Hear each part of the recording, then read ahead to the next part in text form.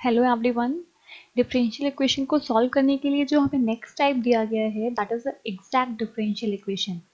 That means अगर आपको कोई भी डिफरेंशियल इक्वेशन दी जाए और उस डिफरेंशियल इक्वेशन को कुछ इस तरह से दिया जाए that is m x y d x plus n x y d y is equals to zero, तो हम इसको एग्जैक्ट कह सकते हैं। बट एग्जैक्ट डिफरेंशियल इक्वेशन कहने के लिए कुछ कंडीशन होगी। यहाँ पे आपको जो भी दिया जाएगा वो पहले एक्स वाई का कोई फंक्शन दिया जाएगा। फॉर एग्जाम्पल मैंने लिखा, मुझे दिया गया था x square plus two x y और साथ में लिखा होगा आपको डी एक्स। फिर आपको एक्स वाई का एक फंक्शन दिया जाएगा। फॉर एग्जाम्पल मुझे नॉर्मल दिया गया था साइन एक्स एंड देन यहाँ पे दिया जाएगा आपको d y is equal to zero. That means x y का फंक्शन हो या फिर सिर्फ एक्स का फंक्शन हो या फिर सिर्फ वाई का फंक्शन हो, बट इस फॉर्म में होना जरूरी है। इनको हम एग्जैक्ट इक्वेशन कहते हैं। अगर आपका जो भी m दिया गया है आप उसका पार्शियल फ्रैक्शन कीजिए y के रिस्पेक्ट में। पार्शियल फ्रैक्शन का मतलब है, मैंने अभी अभी आपसे कहा कि यहाँ पे जो भी फंक्शन है वो x y दोनों का हो सकता है। तो पार्शियल फ्रैक्शन का मतलब है अगर आप y के रिस्पेक्ट में कर रहे हैं तो x कांस्टेंट होगा, और अगर पार्शियल फ्रैक्शन x के रिस्पेक्ट में किया जाता है तो y कांस्टेंट है। तो सबसे पहले आप m का y के रिस्पेक्ट में पार्शियल डिफरेंशिएशन निकालिए, और जो भी n आपको दिया गया है आप उसका x के रिस्पेक्ट में पार्शियल डिफरेंशिएशन निकालिए। अगर ये दोनों वैल्यूज आपकी बराबर हैं तो हम ऐसी इक्वेशंस को बोलते हैं exact differential equation. That means equation को m x y d x plus n x y d y के फॉर्म में होना चाहिए, और हमेशा m का पार्शियल डिफरेंशिएशन y के रिस्पेक्ट में और n का डिफरेंशिएशन x के रिस्पेक्ट में दोनों वैल्यूज हमेशा इक्वल होनी चाहिए। ध्यान रखिएगा मैंने यहाँ पे dm अपॉन dy नहीं लिखा हुआ है, राइट मैंने यहाँ पे पार्शियल फ्रैक्शन के लिए डेल का यूज किया गया है। डेल का यूज तब किया जाता है जब कोई भी फंक्शन एक से ज्यादा वेरिएबल पे डिपेंड कर रहा हो। तो अगर यहाँ पे y के रिस्पेक्ट में किया गया है दैट मीन्स x की वैल्यू यहाँ पे कांस्टेंट होगी, और अगर यहाँ पे x के रिस्पेक्ट में किया गया है दैट मीन्स जब आप डिफरेंशिएशन परफॉर्म करेंगे तो आप y को एज अ कांस्टेंट ट्रीट करेंगे। ओके, दैट मीन्स अभी हमने सिर्फ समझा कि एग्जैक्ट डिफरेंशियल इक्वेशन होती कैसे है। जब भी आपको एग्जैक्ट डिफरेंशियल इक्वेशन दिया जाए तो इसको सॉल्व करने का तरीका है, अगर एग्जैक्ट है आपने चेक कर लिया तो जो भी आपकी m की वैल्यू थी आपको उसका इंटीग्रेशन करना होगा x के रिस्पेक्ट में, राइट और जब भी हम x के रिस्पेक्ट पे इंटीग्रेशन करेंगे तो हम किसको कांस्टेंट मान लेंगे, हम y को कांस्टेंट की तरह ट्रीट करेंगे। अगेन आपको n का इंटीग्रेशन करना होगा y के रिस्पेक्ट में, और जब आप y के रिस्पेक्ट में करोगे तो आप किसको कांस्टेंट मानोगे, आप x को कांस्टेंट मानोगे। इन दोनों इक्वेशन को सॉल्व करने के बाद जो भी आएगा उनको आप साथ में लिख के अपना सोल्यूशन दे सकते हो। ध्यान रखिएगा जो भी वैल्यू आपकी रिपीटेड है उनको आप साथ में नहीं लिखोगे, बाकी इन दोनों एक्सप्रेशन को सॉल्व करने के बाद जो भी आए उनको प्लस में लिख के इक्वल में c लगा के आप अपना आंसर दे सकते हो। सो एग्जैक्ट इक्वेशन की कंडीशन हुई, हमें del m upon del y की वैल्यू को सबसे पहले चेक करना होगा कि del n upon del x की वैल्यू के बराबर है कि नहीं। अगर बराबर था तो ऐसी इक्वेशन को हम कहते हैं एग्जैक्ट डिफरेंशियल इक्वेशन। और सबसे पहले मुझे m का dx के रिस्पेक्ट पे इंटीग्रेशन करना होगा y को कांस्टेंट मान के। अगेन मुझे n का y के रिस्पेक्ट में इंटीग्रेशन करना होगा x को कांस्टेंट मान के, और दोनों का जो भी एक्सप्रेशन आ रहा है आप उनको प्लस करके अपना आंसर दे सकते हैं। बट जो भी चीज़ सेम आएगी उनको हम सिर्फ एक बार लिखेंगे, दैट मीन्स वो टर्म सिर्फ एक बार आएगा। अब हम एक क्वेश्चन सॉल्व करते हैं।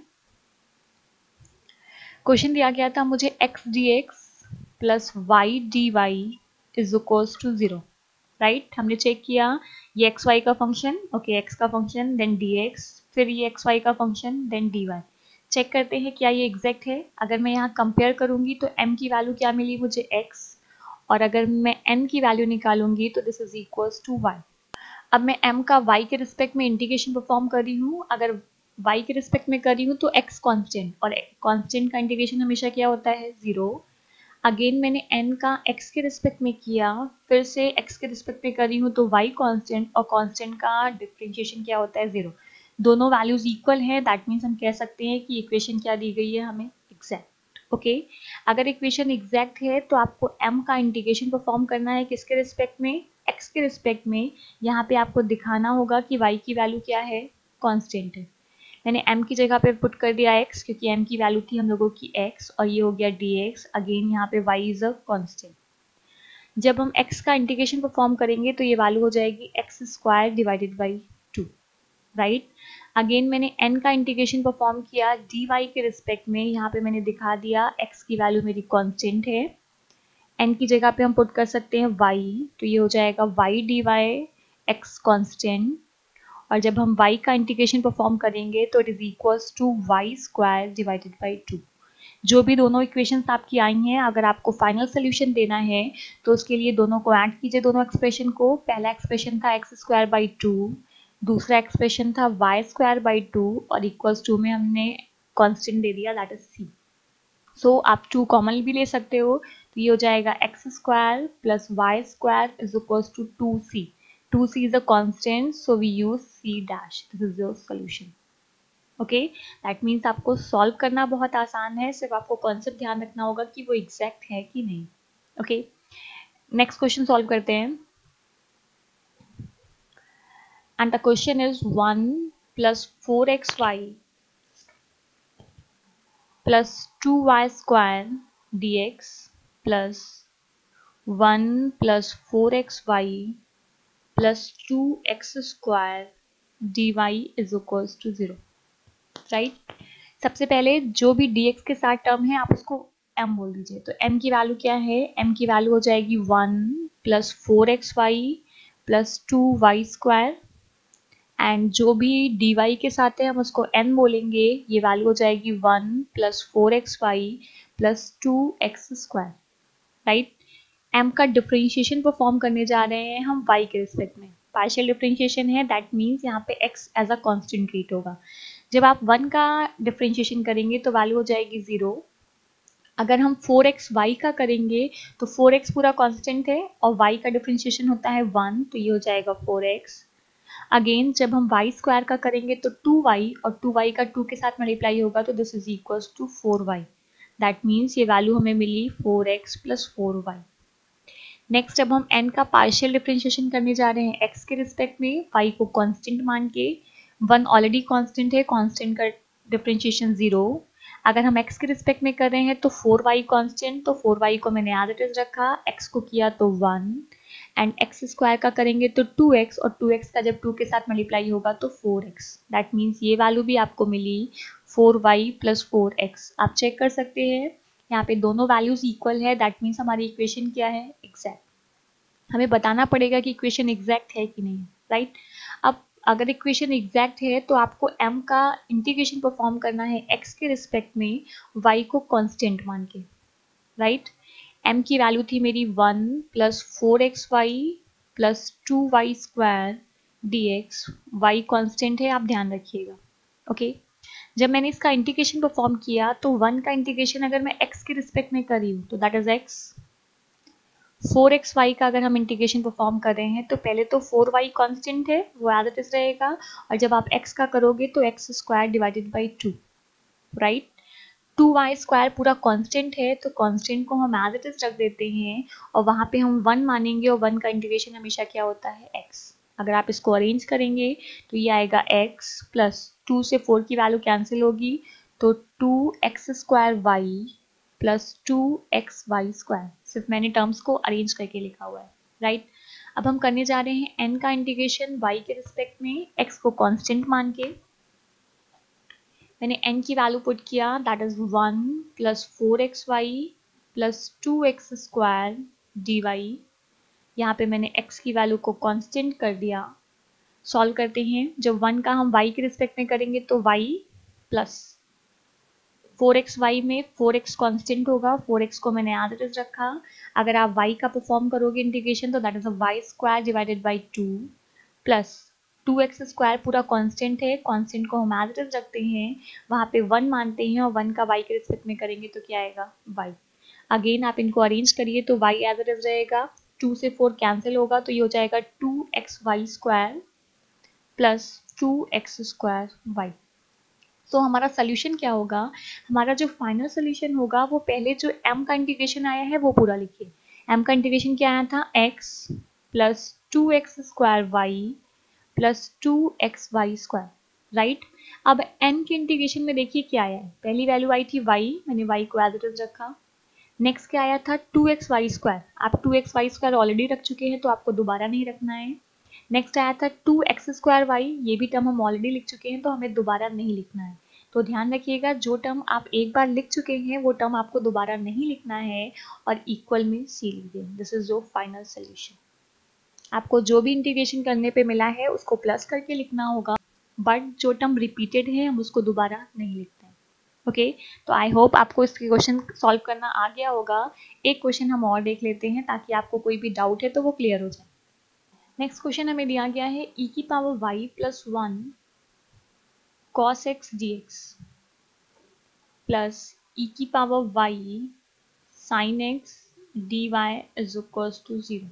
हमें एग्जैक्ट टाइप का लग रहा है तो हमने इसको कंपेयर किया और m की वैल्यू निकाली। m की वैल्यू क्या होगा, जो भी dx के साथ है, दैट इज e की पावर y प्लस 1 और यहाँ पे ब्रैकेट के बाहर क्या हो जाएगा cos x। एंड जब हमने n की वैल्यू निकाली तो ये हो जाएगा e की power y sin x। Okay, m का पार्शियल डिफरेंशिएशन करते हैं हम y के रिस्पेक्ट में।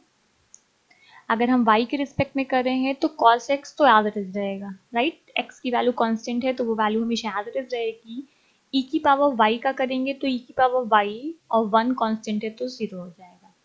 अगेन हम n का पार्शियल डिफरेंशिएशन करते हैं x के रिस्पेक्ट में। अगर आप x के रिस्पेक्ट में कर रहे हो तो e की पावर y तो कांस्टेंट रहेगा और sin x का डिफरेंशिएशन क्या होता है cos x। अगेन आप चेक कर सकते हो दोनों वैल्यूज इक्वल है, दैट मीन्स जो इक्वेशन हमें दी गई है वो कैसी है, एग्जैक्ट। इसके सोल्यूशन के लिए मैंने m का इंटीग्रेशन परफॉर्म किया x के रिस्पेक्ट में, y को कांस्टेंट की तरह ट्रीट किया। m की वैल्यू मुझे दी गई थी e की power y plus 1 cos x dx और यहाँ पे हो जाएगा आपका y कांस्टेंट। अगर यहाँ पे y कांस्टेंट है तो y का जो भी टर्म है आप उसको बाहर लिख लीजिए। y का टर्म था e की पावर y प्लस 1 तो मैंने उसको बाहर लिख लिया क्योंकि कांस्टेंट हमेशा एज इट इज रहता है और cos x का आप इंटीग्रेशन परफॉर्म करेंगे तो वैल्यू हो जाएगी sin x। दैट मीन्स आपको इंटीग्रेशन में मेहनत करने की जरूरत नहीं पड़ेगी। अगेन मैंने n का इंटीग्रेशन परफॉर्म किया y के रिस्पेक्ट में x को कांस्टेंट मान के, तो हमारे n की वैल्यू होगी e की power y sin x dy। मैंने यहाँ पे x की वैल्यू को कांस्टेंट दिखा दिया।